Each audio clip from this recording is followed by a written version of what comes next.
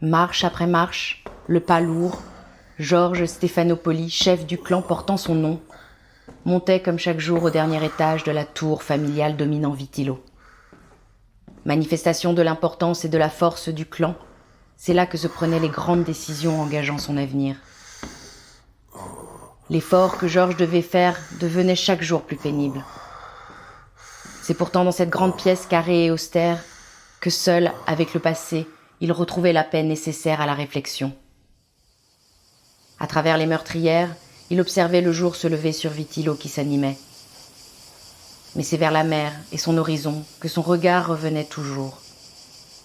Entre monts et mers, il regardait avec amour cette terre fertilisée par le sang de ses enfants, vivant au rythme des saisons, scandant le temps qui passe. À présent, le soleil éclairait la pièce. Les mêmes mots rythmaient sa marche. Rester, partir, mourir, survivre.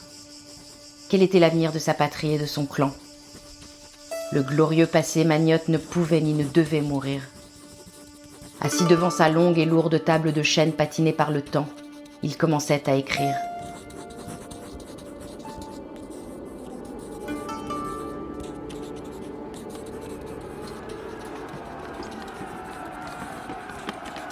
« 10 ans. Il aura fallu près de 10 années de remise en question, d'âpres négociations, de voyages vers Gênes, de pertes humaines.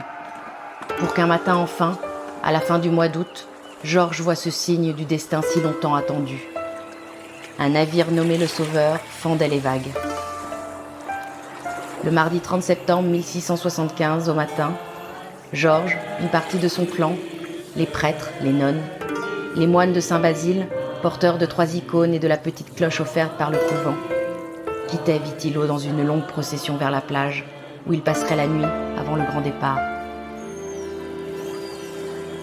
Jusqu'à son dernier souffle, Georges Stéphanopoli garda en mémoire cette journée du 1er octobre. Après une messe célébrée dans une atmosphère de recueillement intense, et avant d'embarquer sur le vaisseau, il embrassa une dernière fois la terre du Magne.